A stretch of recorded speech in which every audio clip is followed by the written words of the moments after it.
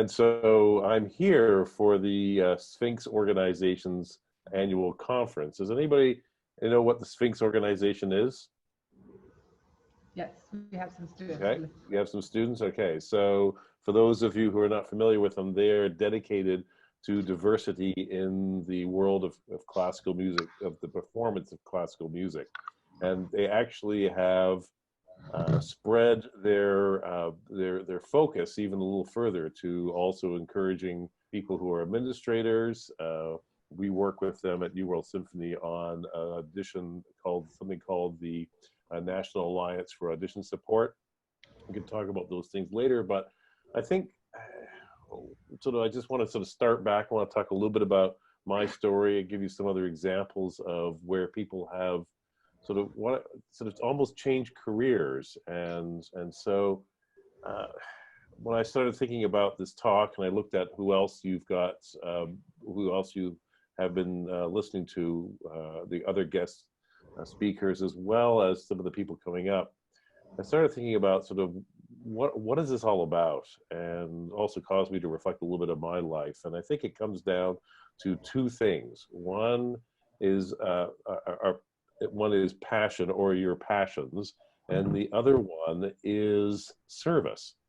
So, at various times of my life, I've been fortunate in having somebody sort of refocus my my thoughts, my intentions, and help me realize that I've always been passionate about music. I started playing violin when I was 7. I started playing piano when I was 8. And that's always been one of my passions, but I had other passions as well too. And I always actually felt guilty about indulging those other passions, that I felt I should have been practicing more or whatever, but we'll get into that a little bit later. The other thing that was sort of an all-consuming at an earlier age was that, oh my goodness, what am I actually going to do? How am I actually going to, live in the world of music? And am I going to end up just sleeping on my parents' couch the rest of my life? And all these sort of worries, concerns, fears, etc. And a number of people have helped me say, listen, this is not all about you. The world of the classical performing arts, and I've said this many times to people and over the years, it's not a career. In some ways, it's a vocation. It's like a calling in a way. And what you have to think about is, where can you take your talents and your passions, merge those two, so that you are doing something for the good of the art form. And that, I think, has definitely helped me a lot, and helped a lot of people I've talked to about this a lot, to sort of bring it out of the sphere of it's about me and my career and doing those things, end up sort of falling in place once you have a clear direction. So a little bit about me. I grew up less than 100 miles from Detroit. It's kind of interesting. That's sort of like full circle here. But I was born in Canada. I grew up, as I said, studying violin and piano, Royal Conservatory in Toronto, all those good things. But I always also had a lot of interest in terms of the world of tech. I love gear. I've always been fascinated by it. I was building my own sort of, in those days, tube amplifiers. And then I was at a summer camp, was by Jeunesse Musicale, and this is in 1969, they did a television broadcast. And yeah, they did actually have television in 1969. And I was hooked, just everything about it. And I realized, my goodness, we're playing here. We've got a live audience of maybe it was about 500-600 people. But this is going to be seen all over. In those days, the Canadian Broadcasting Corporation, they actually did a lot of this sort of arts programming, and that kind of fired my imagination. So that became a passion of mine. There's a few others along the way.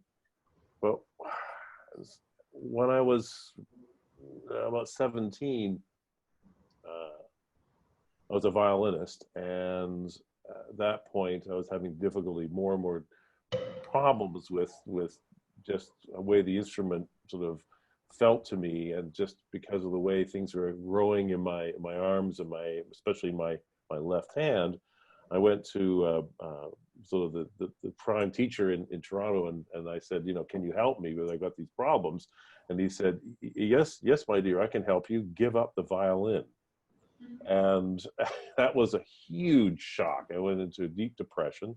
And then a gentleman came along who was the double bass professor, teacher at University of Toronto, and said, listen, actually, I think the problems you have wouldn't be a problem for cello or bass. So anyhow, long story short, I remember actually I was in Toronto, my parents were in London, and phoning them and saying, this happened, I was told that I never will make it as a violinist, and they were very sympathetic. And I said, but I've decided to take up the double bass.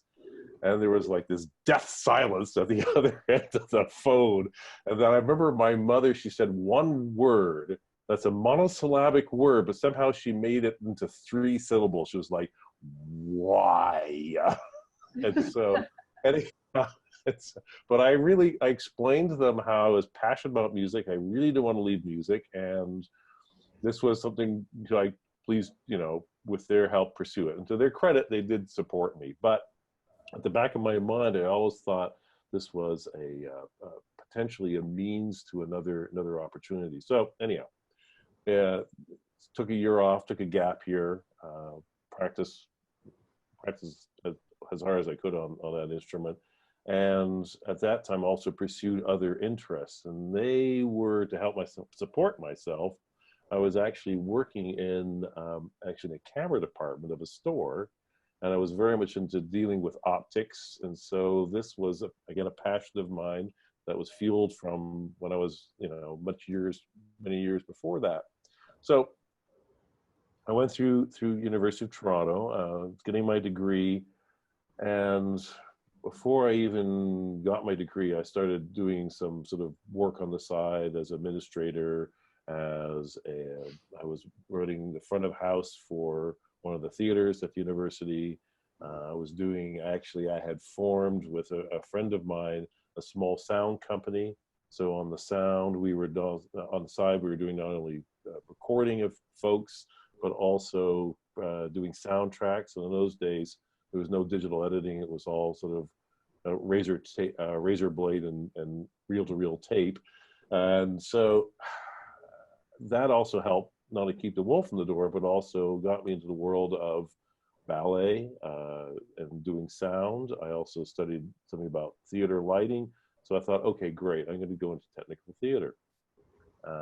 And then so came time, as you're graduating, of course, you're supposed to be taking auditions and trying to get a job in an orchestra. And I told my teacher, I said, listen, it's not for me. And to be truthful, I didn't say that if I had to play another slow movement from a Mozart concerto on double bass, I was going to scream.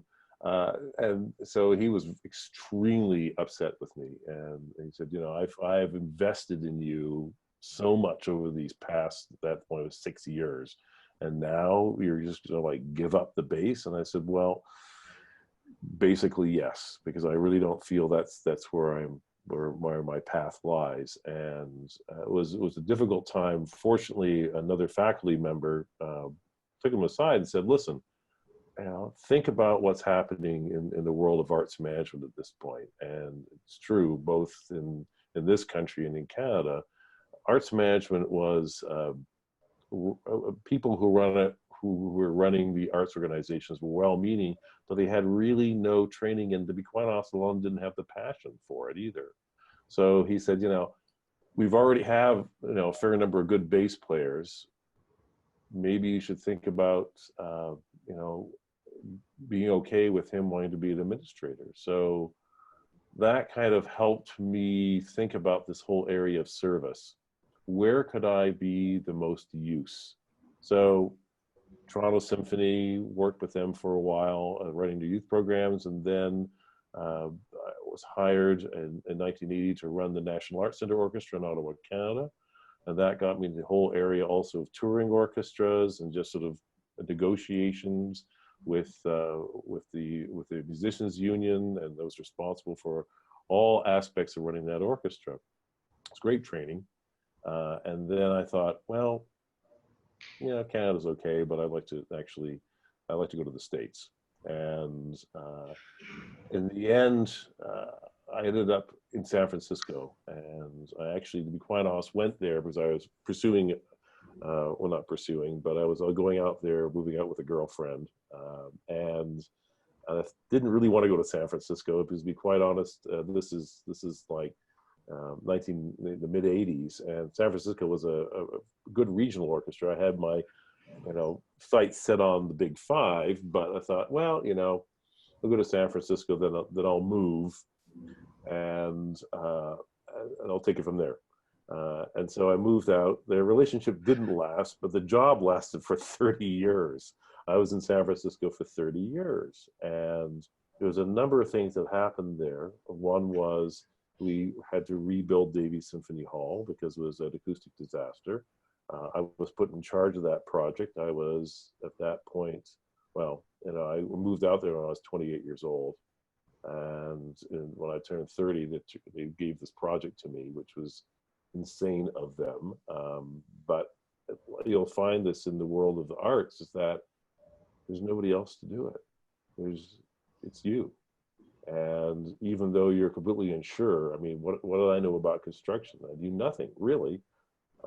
But you just sort of learn on the job. You just go for it. There's nothing that can really prepare you 100% for a job. An MBA would have been nice, but it was nothing that could be done at that point. So, and then there was the whole idea of how can San Francisco Symphony build its brand nationally, internationally. And so the thought was the traditional way was touring. So started working on that, and then I remembered this whole idea of media. And at that point, media was just, there was a number of organizations like Minnesota Orchestra, St. Louis, and later Philadelphia that had created sort of media sort of departments within their organization. And so I said, let's try and go down this road. They backed me. I had to go in front of the board several times to make the case, which was also a terrific experience. But in the end, it was something that really actually helped San Francisco Symphony. And again, this was all in service of, what can you do? I was passionate about it. I had gained some knowledge already by then. How can you use that to make the art form better? So that led to one thing to another, as I was in San Francisco for a long time. And then when I left there, ended up being a consultant for a while, and then on to New World. Again, the move to New World is all about how, what's needed. And New World, it's a postgraduate institution that is training musicians for leadership roles in not only in orchestras and ensembles, but also in their communities. And again, this was all my concern about how do we not preserve, but how do we take this art form and move it forward? And that's one of the reasons coming into why I'm here at Sphinx Connect. It seems to me that the only way that we're going to make the arts relevant to the communities in which they are in is to have them being reflective of those communities. And this country, is changing rapidly, and I definitely now see that in Miami, where 60% of the people who live there, Spanish is their mother tongue, and 20% of the population are from the African diaspora, whether African American or Haitian or Afro-Cubans. And it's that there's a book called Miami City of the Future, and it's a New York Times correspondent who feels that that's the way this country is going to be looking in about another 10, 15 years. I see it here in Detroit as well. So that's became one of my passions as well. So there are multiple passions. There are multiple ways of you can be of service. But I look at some of the folks that come through New World. You have the Spectral Quartet coming down soon, I think in March. Yes. The violist is Doyle Ambrose. He's a former fellow. Oh, good. And they have spent a lot of time, and I think you'll enjoy their presentation. They spent a lot of time thinking about what is the role of a string quartet. And so they are, I think, of all the string quartets I know, the most entrepreneurial in respect to they've really spent a lot of time thinking about how they could differentiate themselves from other string quartets. And one of the ways they did it, without stealing their thunder or giving away too much of what the presentation is going to be, is that they decided that instead of being a typical string quartet, which spends a lot of time on the road, they were going to be the string quartet of Chicago. And they were going to base most of their operations, if not all their operations, in Chicago, which is it's a radical departure. It's actually a different approach to being a string quartet. Other careers that I've seen blossom through passion and through service. One of our former fellows, her name is Katie Nicely. While she was at New World, she became very interested in the El Sistema system, and she actually went to Venezuela to study with Abreu, who was the person who started it. She, at that time, New England Conservatory also had a course about how to basically start a nucleo. And she started one in Raleigh-Durham, but now she is actually running El Sistema USA. So she had a real passion for, or she gained that passion about how can classical music, how can the construct of an orchestra make social change within a community. And we now have two former fellows who are on staff at Carnegie Hall in the artistic department. Again, Liz Heller plus also Mr. Absim Gupta, who just joined them about a few months ago. They were, again, musicians who decided that maybe playing in an orchestra or pursuing a life in the performance side wasn't exactly for them. But all these things came from a moment of truth. And it's a very scary moment when you think, maybe this is what I've trained my entire life to do, but maybe this is not what I want to do. And you are at the point where this is exactly the kind of conversations you should be having with yourselves or with somebody, an advisor, because this is not an easy life, and you need to sustain you need to sustain your career, you need to sustain your livelihood, and the only way you're going to be able to do that is if you're really passionate about something. So this is the time to ask, are you extremely passionate about it? One of our cellists, his name is Blake Anthony Johnson, he was completely in the area of performance. He had done chamber music and had his own quartet. He came to New Worlds. He started thinking about, and one of the things we do at New Worlds, we have a very robust community engagement and audience engagement program. So fellows actually design their own programs there. And he started getting very interested in that. And within a very short period of time, well, now he's the director of learning and community at the Louisville Orchestra. Still performs, still plays, but he's found another passion, and he's using that. And the city of Louisville is going to benefit from his work there. So anyway, so at this point, all right, I've talked enough. I want to hear from some of you about, what besides music, what are some of your passions? I'm going to pick somebody I can see here, so that's unfortunate. So second row, gray sweatshirt. There we go. Yeah. Boom. Yeah, you. Talk to me, what other passions do you have besides music? Assuming that you are passionate about music. I am, don't worry, yeah. So my passion. Good question. I'm quite passionate I'm from England, by the way. So Oh, back okay. home, I make beer. So Oh, that's wow. I'm a brewer in the summertime. So that's a big passion of mine. So I've always thought in the future I'd really like to do something about that Okay. as a hobby, I guess. Ah, I, not necessarily as a hobby. just a passion. Yep. What instrument do you play? I'm a percussionist. Percussionist. Yeah. Okay. Okay. What else? Yeah. Okay. Well, let's just take beer brewing. Okay. That's a very creative. That's a very creative pastime. It is, yeah. Okay. Now, as a percussionist, do you also compose by any chance? Sometimes, not Yeah. all the time, but yeah, I like to think I can. Yeah. Okay. Okay. Well, let's look at this. Actually, are there any microbreweries around University of North Texas? Yeah, yeah. A few. All right. Okay. I've been to a couple. All right. Okay.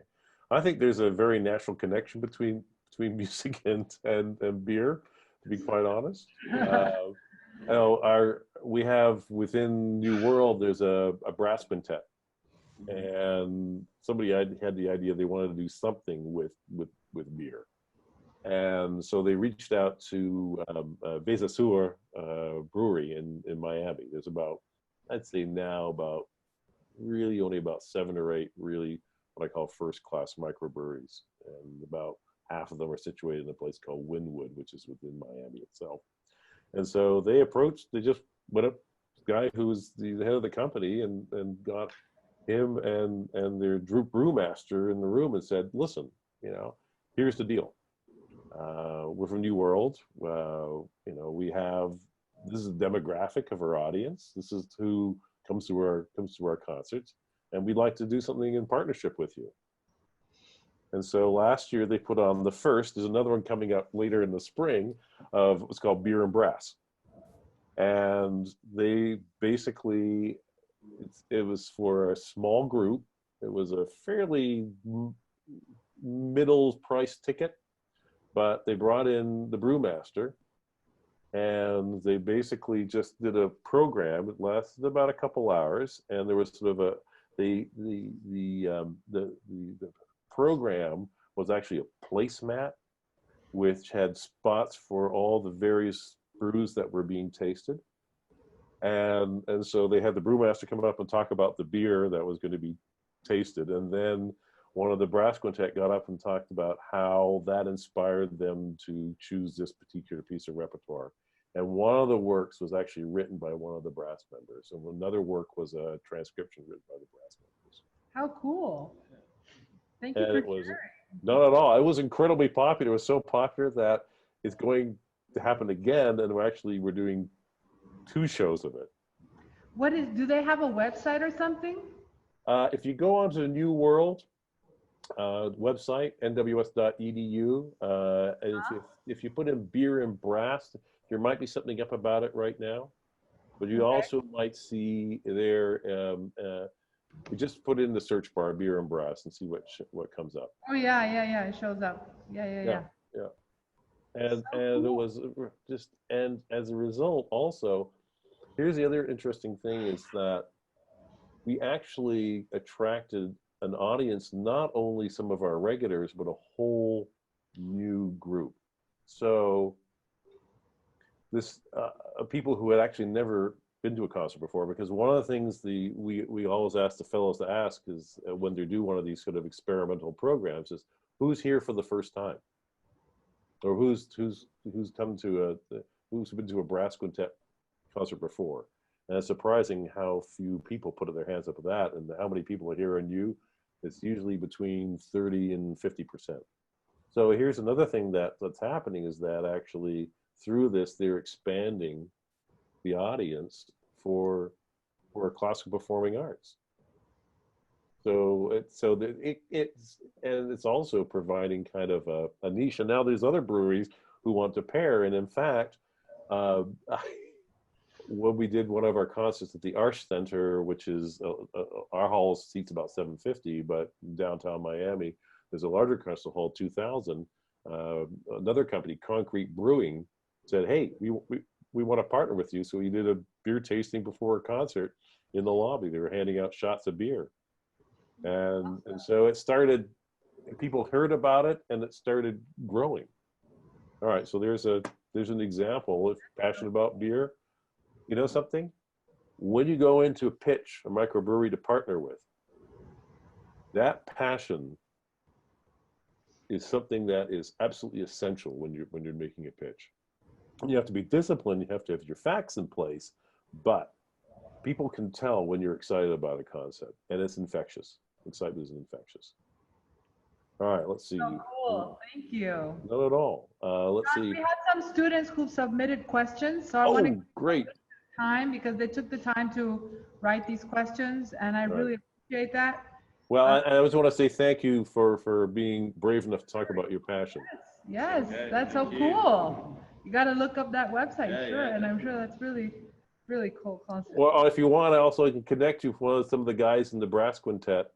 If you want to just chat with them about how they did it, if you're interested, just you have my contact information. Happy to help.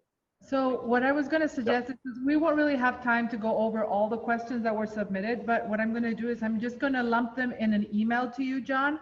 Okay. And you can answer, you don't have to answer all of them individually. Maybe you can just write like a paragraph or two kind of summarizing because a lot of them are very similar questions that many students have like the same issues that they would like to get some answers on. So you can just write like a few paragraphs of your thoughts based on those questions, and I'll post them right here on the thread for later. And I'll include his contact information if that's okay with you, so you can follow up if you want to connect and just continue the conversation. I think that will be very helpful for you to have this. Happy to. Okay? Do my best. So let's see. I've got lots of questions, but does anyone want to kind of chime in and make sure I don't miss that one? Anyone who submitted their questions? They're here. Who's really curious about their question? Who's passionate about their question? It's so funny. Everyone submitted questions. All right, well, read one out. Just pick Who one. wants to make sure I don't miss their question? Elena, okay. Okay, way at the back there. Okay. Yes. So what are some common qualities that you see that are in common between the musicians that go into entrepreneurial pursuits, either connected to music or outside of music? What are some common characteristics and personality traits that you see with those successful people? Okay, very excellent question.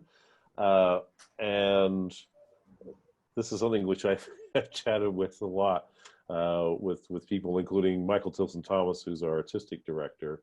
And his response was, which I liked, number one is curiosity. To be curious about other things. He himself actually is an amazing amateur geologist. Now, figure that out. This is a guy who has got, tons of Grammys and all this stuff, and he's passionate about rocks, right?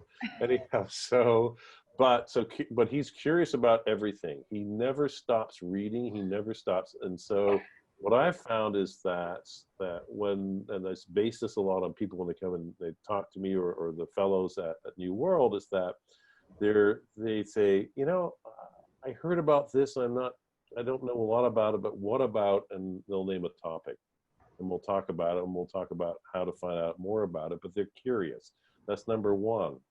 Number two, it has to do with being self-critical and in a way that it's trying to come to terms with what's the reality. What is, if I am on this track, where is it going to take me?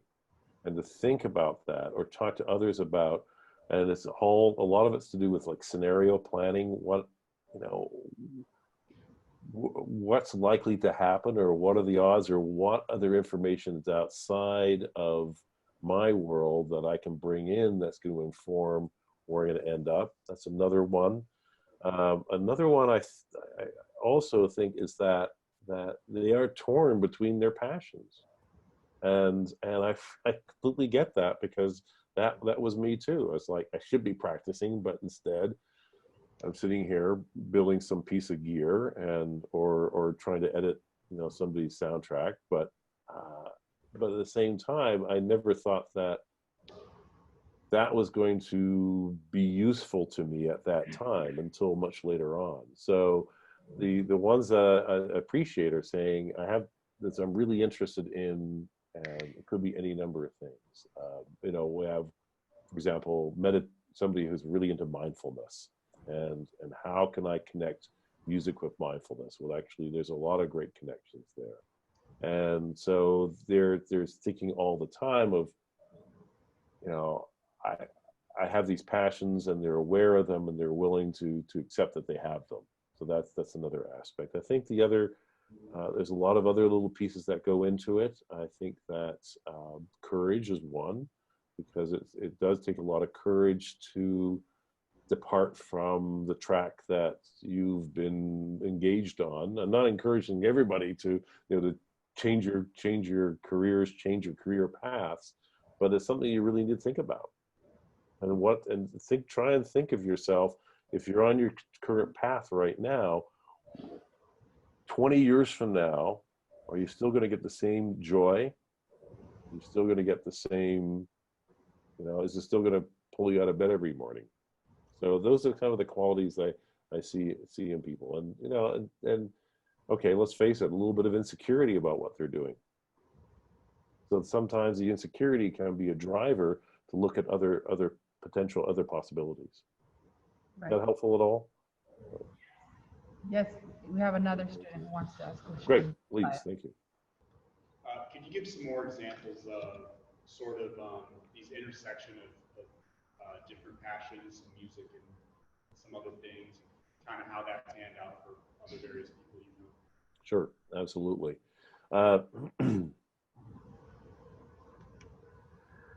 So administration is probably the easiest one. A number of people have gone into that sort of side of things. Here's another one that always sort of fascinates me, is that when I was in school, which, trust me, was a long time ago, the whole sort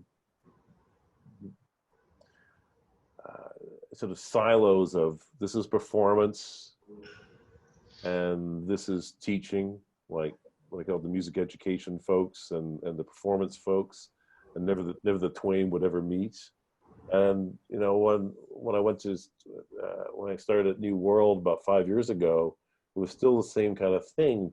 You know, being a teaching artist was not looked upon with as much respect as it deserved. So there's a whole area in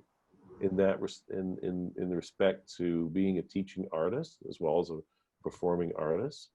And so I think that's one. It's not so much an intersection, but it's another way to use your craft. And some people really are, you know, become very passionate about teaching, and it's a very positive thing. Or, you know, there's a whole area, of course, and I think there was somebody in your group talking about music and health. And it's not just about how music is used therapeutically, but it's also about quality of life. So our fellows have done a lot of work in terms of, you know, improving the quality of life for whether it's a cancer patient or it's somebody who has a severe disability. Alzheimer's is another one that there's been a lot of work done. If you go on the internet, a lot of work done in terms of how music can improve the quality of life for people who are suffering from that terrible disease.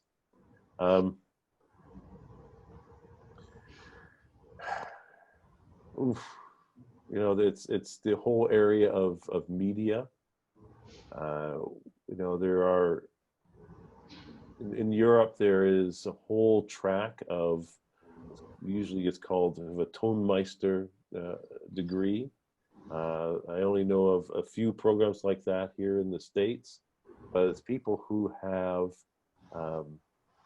studied music, they know music, they know how to read a score, they understand the theory behind music, but instead of playing an instrument, they're actually using that to record.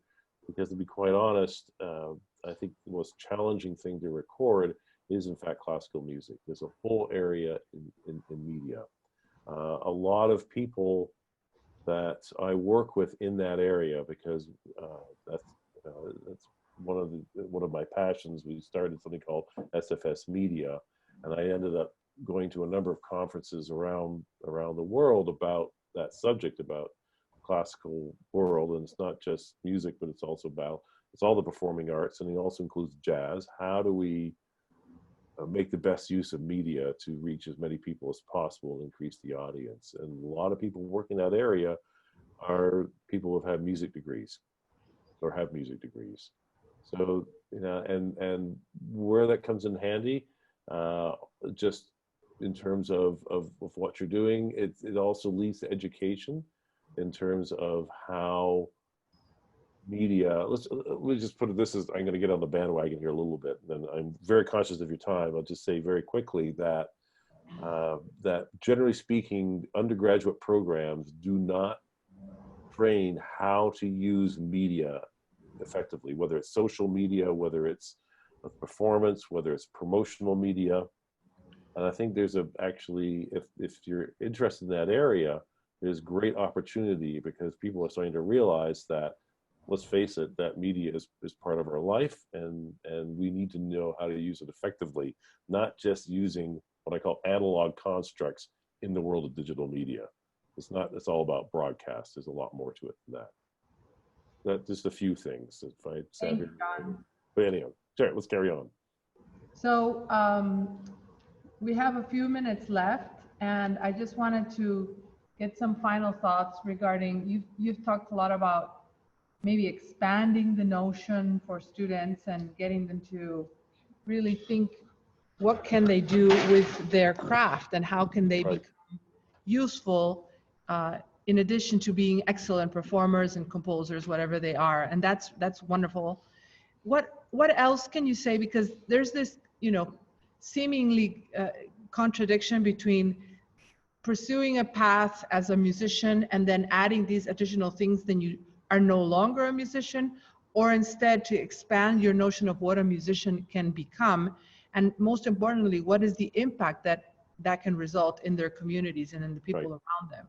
In other words, how could you summarize how they can expand their notion of what it is to be a musician, and to see that it's not a single way, either you get in an orchestra or in a, university faculty or at a, opera company, but how can you help them maybe consider that there are many roads to success, and that ultimately they can define what that success is going to look like you did. Right.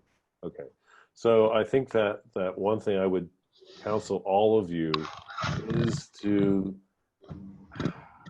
think about, what does success mean for you?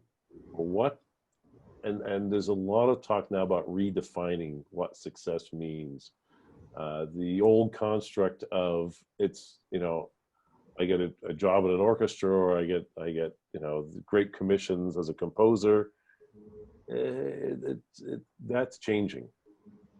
So, and once you go down that road of redefining success, I think that you'll find it opens up a lot of different worlds for you. What I can say is that for everybody I have worked with over my career, and for myself personally, if I had chosen the track that I thought was, be quite honest, defined for me, was defined for me by my parents and was defined for me by my teachers, if I had done that, or if other people I've known had done that, their life would have been far less rich, far less exciting in the long run. And so all I can say is just have the courage to look out of what somebody else may have defined for you. And you have to think about that carefully, because it's sometimes so ingrained in your head, it's hard to differentiate it from what you yourself want to do. Thank you, John. Does anyone have any last thoughts or final quick question you may want to bring up before we finish our session? Can I just ask, do you still play the double bass sometimes? Do I still play double bass? Yes, but boy, does that ever hurt. Occasionally I do, just because the fellows don't think I'm just a administrator. And as one person told me, he says, administrators, they're leeches on the back of the musicians. And I thought, whoa. And so I said, yeah. So occasionally I'll pick it up and I'll just play with the guys. And I use the guys as a gender neutral term. In the bass section, we're all guys. So. But yeah, no, I still enjoy playing music very, very much. Well, thank you, John. As I said, I'm going to send you the list of questions that students submitted when they looked you up and they, learned more about your background. It's been really helpful, and I hope that that we can continue this conversation. And we're going to follow your career trajectory as well. It's great to get to know you. Yeah. And thank you so much for your words and your encouragement to our students. It's always very meaningful to them. Well, I really appreciate the opportunity to speak to everybody, and thank you. Thank you for listening, and thank you for watching, and thank you very much for the opportunity. Thank you. All right.